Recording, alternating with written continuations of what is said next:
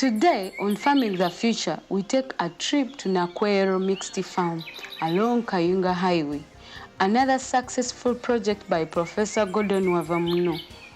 He saw the future of farming, ventured in, created employment, indirectly contributing to our national economy, and continues to reap big.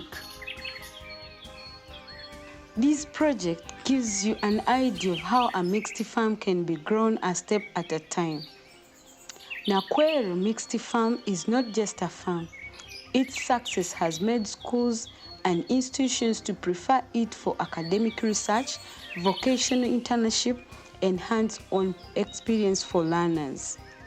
Most captivating on Nakwero Mixed Farm is the Stuthio cameras, or simply known as ostrich.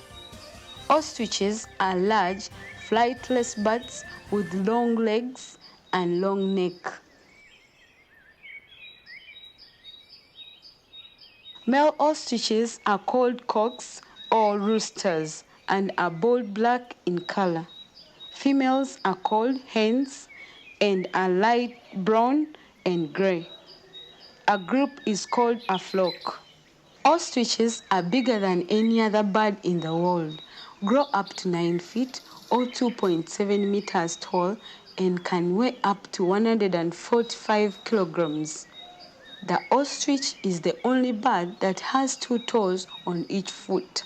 All other birds have 3 to 4 toes. Wild ostriches live in the dry savannas and woodlands, but due to extensive hunting, their numbers are larger in sub-Saharan Africa.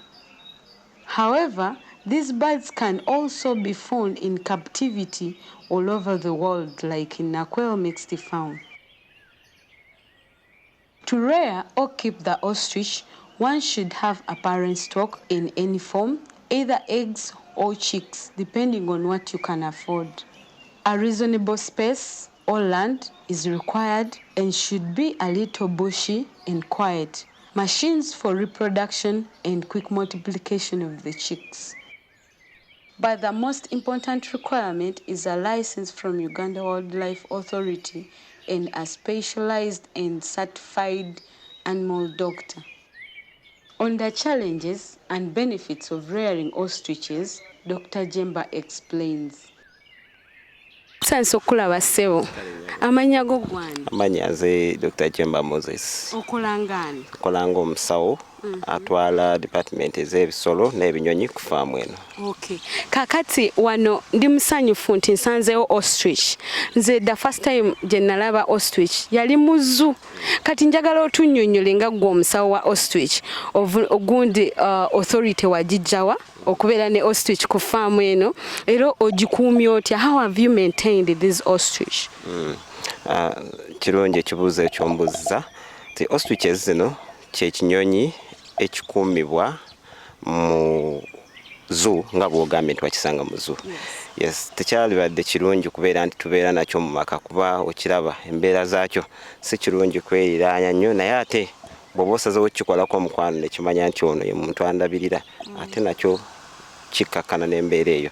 So obuyinza gye nabujja okuba nti ndi musawo, ffe ng'abasawo tusoma buli kikwatagana ku mbeera z'ebinyonyi n'ebisolo. So ebbaluwa eyange oba gye twaliise transcript enzikiriza okubeera nti nkola mulimu nga guno, ate oluvannyuma bwe nzirayo wa mukama wange nga nannyini faamu eno era alina gye twaliise license emukkiriza okulunda ebintu nga bino, ebinyonyi nga bino n'ebirala bye tujja okuba nga tulaba mu maaso. Okay, kulaba olina by'okutte kiki kino? So kino kyenkutte ly'eggi lya ostrich nga bw'oliraba bwe liti bwe liba lyenkana oluusi n'okusingawo ko katono. Era obuzito bwalyo liri wakati wa kilo 2.5 ku 3. Kati wajja otya okutandika bizinesi ya ostrich oba watandika otya okukuuma ostrich zino? Zajja nga bwana ng'obukooko obuto oba wagula nkulu? So oluvannyuma lw'okufuna ekirowoozo, mukama wange okufuna ekirowoozo ky'okwagala okulunda ebinyonyi bino, yafuna gye twaliise nga parent stock. Parent stock kyekibeera nga kyotandise nakyo ekigenda okuba nga kibiika amagi nga gano oluvannyuma n'ogaaluza. Yatandika n'ebinyonyi nga 5 oluvannyuma ne bibiika amagi gano. amagi gano tulina ekyuma kye twalisa incubator ekyalula, so tubeera tugateeka mu kyuma ekyo okwongera okwekubisaamu oluvannyuma ne tufuna ebinyonyi ng'ennamba bw'ogiraba yatandika n'ebinyonyi 5 eka twetwogerera nsuubirira nga tuli mu binyonyi 35. That's so amazing. Omulabi wa Forest TV. Nga bwe nabagambye tulina Kwero Mixed Farm. Kuliko ebintu bingi, kuliko ebintu by'enjawulo. Kati omwami ono agenda tulambuza ostrich zisulawa ziryaki era wobanga oyagadde katugambe nawe oyagala kyalako ku Nakwero Mixed Farm. Bangamba dda nti ostrich esobola okusitula naye nze ntya kiro zange nnyingi kati njagala atunnyonnyola ebyo byonna. Ekintu ekyo kituufu tebakulimba. Ostrich eyo gy'olaba ekisookera ddala yo nga yo nzito nga bw'ogiraba ezitowa wakati wa kilo 12 ku 15. That's the live body weight yayo, obuzito bwayo yonna kitegeeza nti esobola okwetikka gwe omuntu wa kilo 8 oba 9. Era genda kufuna omukisa mulabeko omu ng'omusajja musitudde ng'emwetoolozera naye okay tugenda kufuna omuntu waffe tugenda okukozesa. So kituufu esobola okusitula n'ekutambuzaako ekyo okikola singa oba ogirinako omukwano gyeri. Ostrich eryaki? Ostrich kinyonyi ng'ebirala nga bw'olaba enkoko, bw'olabirira enkoko, bw'olabirira ssekoko.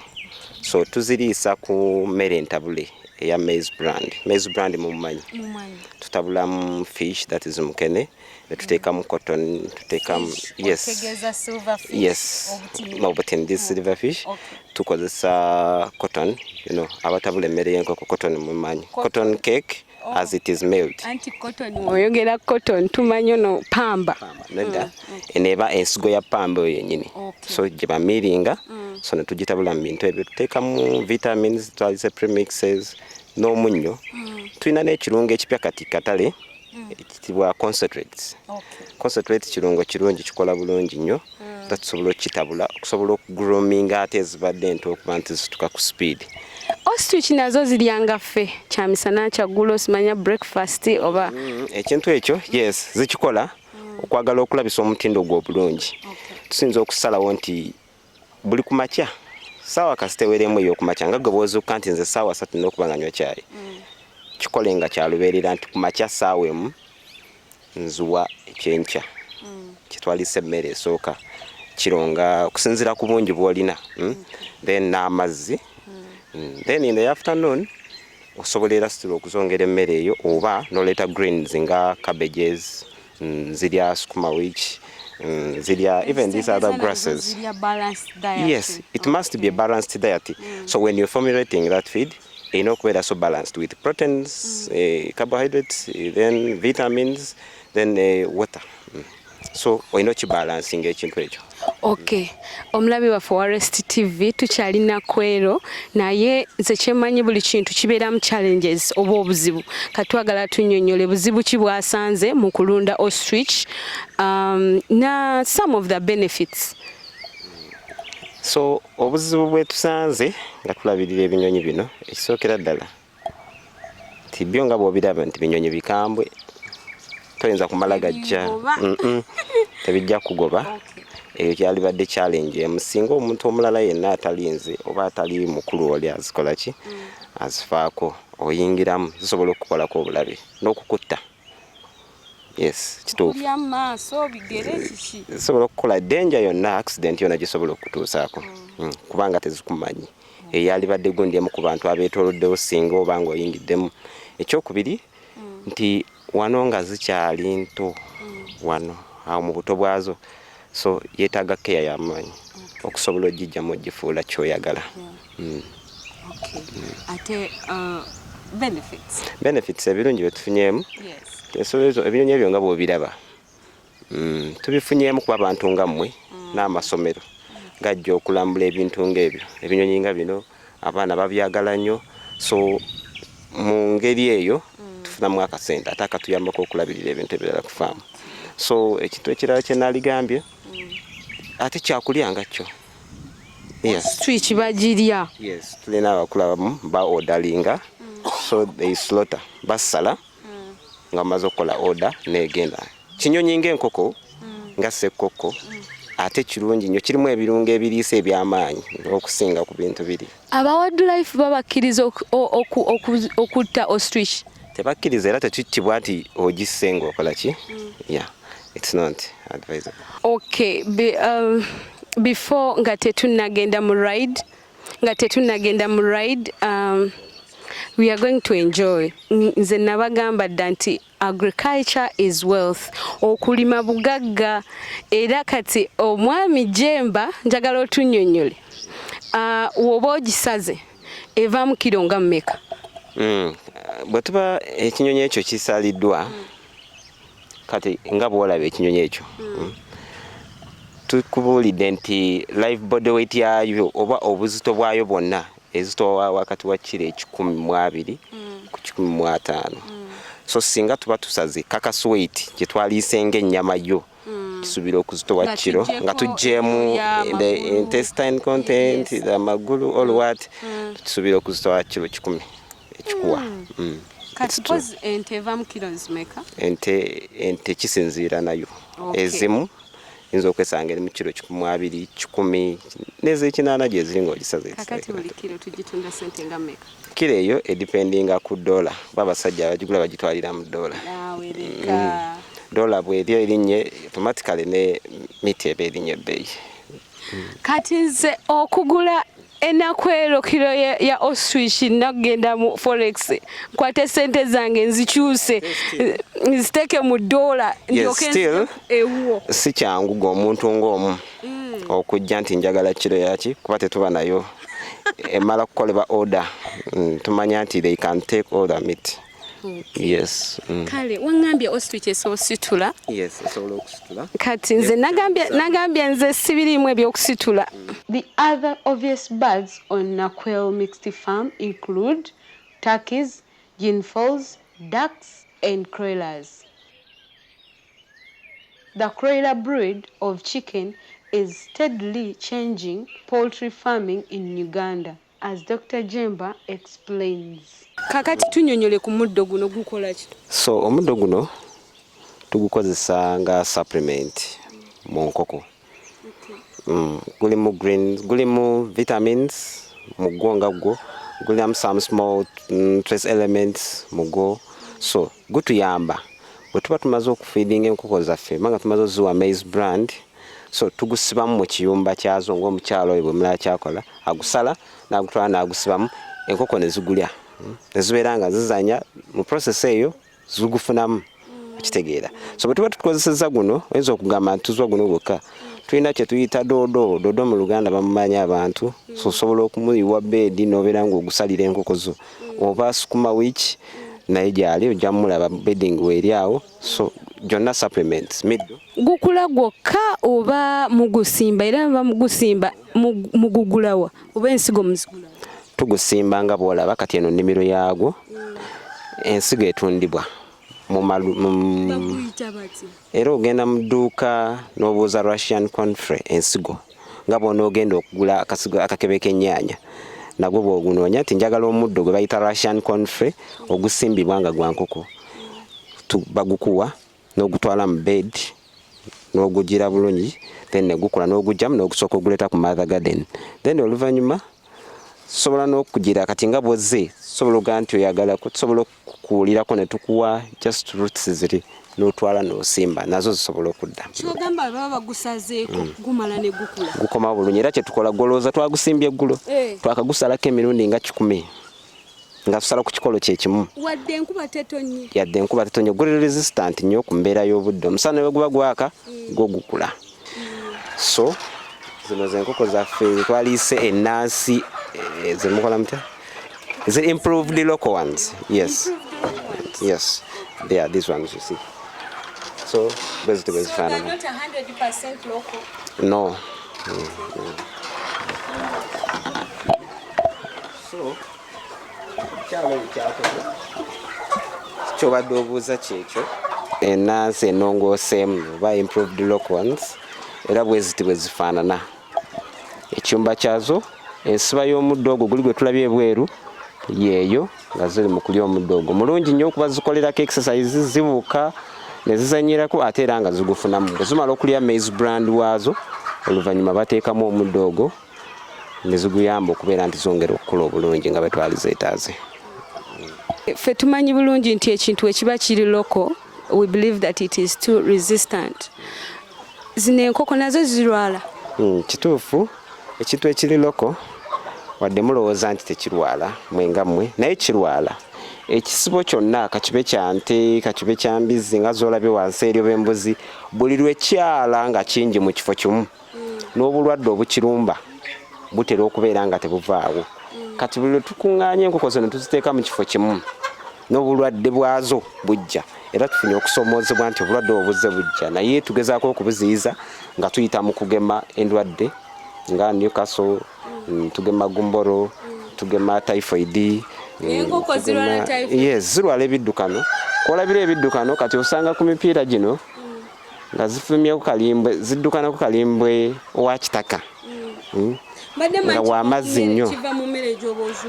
Yes, ebiseera ebimu emmere ekireeta naye n'obulwadde obukireeta, ate n'okuyongobera kugamba buli kaseera n'okogga, ogenda okulaba ekogga eyo neefa bwetyo neyo n'endala. Enkoko zino zikulira bbanga ki? Enkoko zino ennansi kizitwalira emyezi gibeera 5 okutandika okubiika. Zonna nkazi? Nedda, tulinamu empanga n'enkazi lwa nsonga nti empanga zino ziwakisa enkoko ziri enkazi ezirimu. Mu kiseera ky'okubiika bwe zibiika amagi ago tugajjamu ne tugatwala mu kyuma, ate ne twaluza abaana abo ne tubakomyawo wano. Muno ogambye muzireeta nga bukyali buki? Tubuleeta, tulina brooding house eri gye tubusookeza, tusooka ne tubuteeka mu brooder. So system eyo nayo weeri, oluva mu brooder then oluvannyuma lw'omwezi gumu ne tubuleeta eno mu main house. Waliwo omulabi waffe omulungi owa Rest TV ayagala okuyiga okulunda enkoko, especially this type. Magezi ki g'omuwa era waba atandika yeetaaga ki? Amagezi ge naali muwadde, project eno yalibadde ennungi naye ku muntu omufuna mpola, omuntu omufuna mpola Yesu ojja kugitandika, sijjaga nti ojja kutandika ne bona botandise n'enkoko 2 naye togenda kufuna magoba ge walibadde ofuna nga bw'obadde osuubira mu bwongo. Waawo nkoko nnungi kiva ku ki? Ensonga nti tezibiika nga bwe twaligambye commercial layers, nga bw'omanyi layers no commercial zibiika amagi papasiri oba broilers ez'ennyama zo nti zo ku nnaku 35 mbakushuwa ddiiru nga mmanyi n'ekyengenda okufunako nti bwe ndunda enkoko zange 2,000 mbakushuwa ddiiru nti nnako miliyoni zange 5 oba 6. Ku zino kyangeri si bakushuwa ddiiru nti bwe nina kati layers zange ziri zibiika nti buli lunaku ngenda kulonda tray z'amagi 4 oba 3. Ziyinza okukikola olwaleero ne bayitawo olunaku lumu 2 lwene zikuwa 2 oba 3 ate nga ziri ku feeding ennungi buli kimu kiryoke. So zirinamu katendensi ako.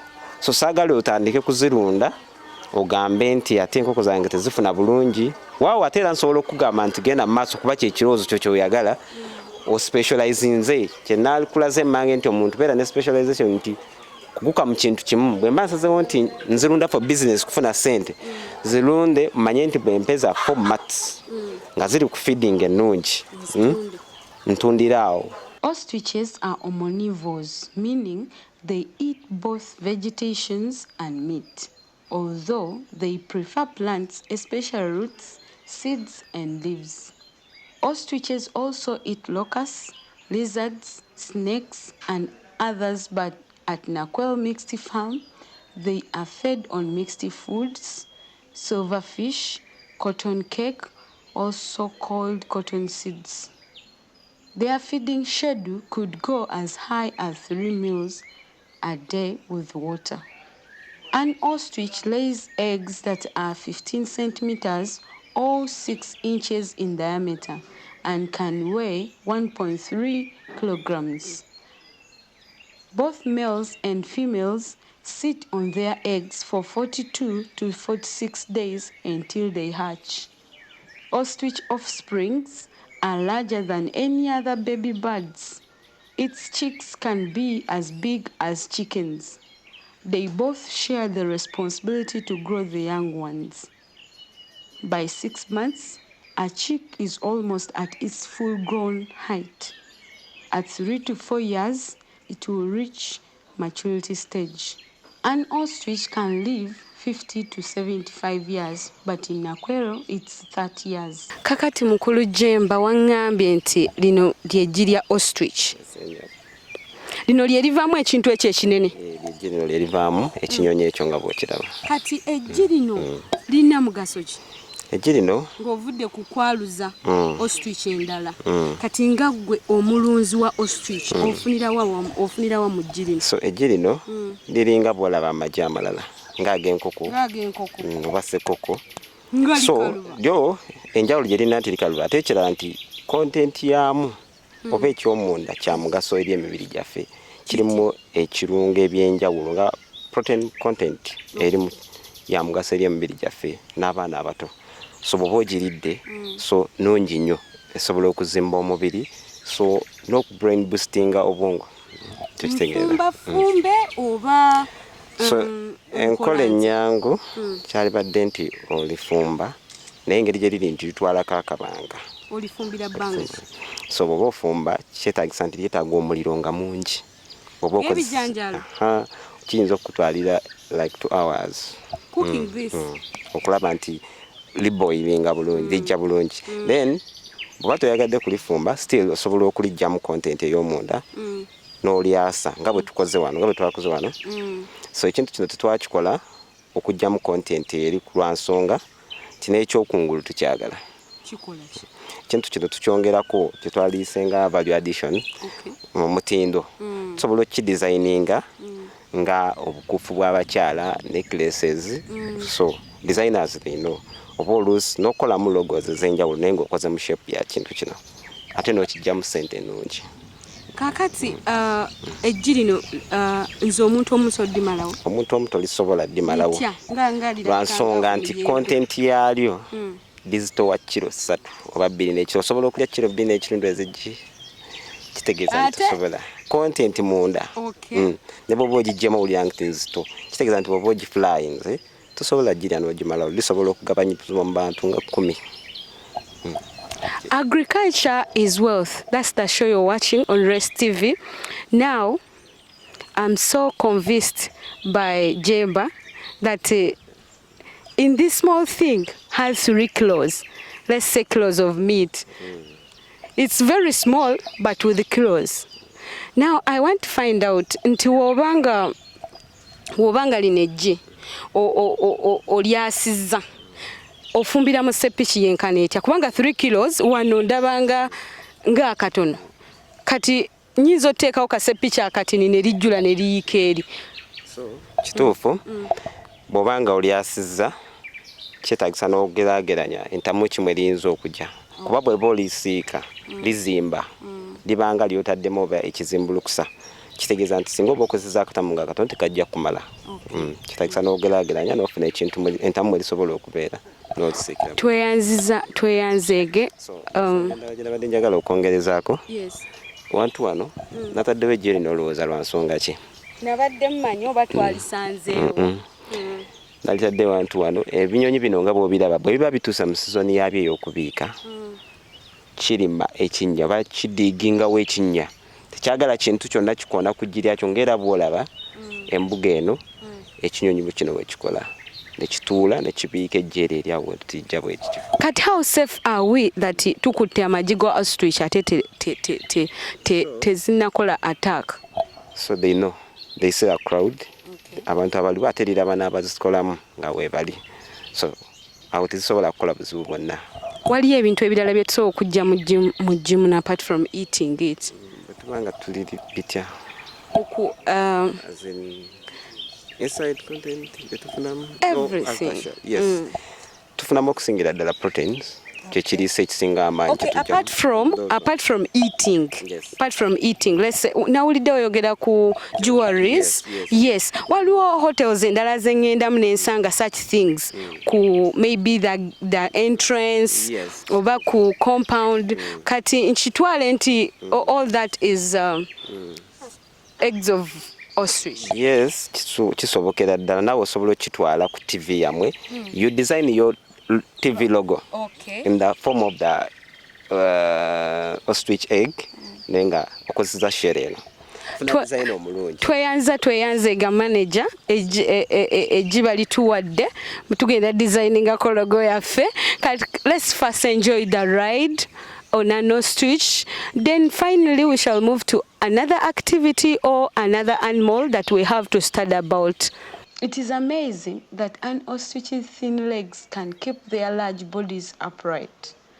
The legs are perfectly placed so that the body's center of gravity balances on top of these thin legs, giving them great speed to cover as long as 65 kilometers for a sustained period of time. It is amazing that an ostrich's thin legs can keep their large bodies upright. The legs are perfectly placed so that the body's center of gravity balances on top of these thin legs, giving them great speed to cover as long as 65 kilometers for a sustained period of time. Omulabi waffe omulungi wa Rest TV nagambye okulima bugagga. Tuli Nakwero Mixed Farm era nga Nakwero Mixed Farm eri mu Gayaza along Kayunga Highway. Kati obwedda mulaba omwami ng'atudde ku ostrich, njagala mbuulire afiiringa atya, atubuulire ne ku mannya ge. Yes. Okay, I'm called P.I. What's your name? I'm called P.I. Isaac. Oh, P.I. Biai Bojo. Okay. Mr. Pio, how did you feel? Because I saw you struggling. I feel okay because it's very steady alone. Really? Yeah, even you can do it. Really? Yeah, why not? Next time. Yeah, I'm called P.I. Isaac. I was teacher attendant from Nakwero Farm. Okay. Yeah, I'm the one managing this thing about to attend them, and so on, growing. Yeah. Do you sometimes get some time and ride yourself without authority? Without allowing you? No, I can ride because I'm in charge. Okay. Yes. Okay. If I want to go the other side, where, yeah, like that. You can get it out of this fence I can go if I want, if I feel like. How do people feel? Hey, the people, they just run away in their way. They run away? Yeah. Or they keep following you? No, they don't. They say, this coco is coco. Majita nkoko. The big nkoko. Okay, nabagambye nti okulima bugagga tuli Nakwero. Kati topic ya ostrich tujiggalawo kati tugenda ku horse. Kati eyo horse yonze ngenda gyetulirako kubanga nayagala dda okunvuga ku horse bulijjo nziraba mu firimu naye nange ngenda gituulako. Omulabi waffe omulungi tovaawo.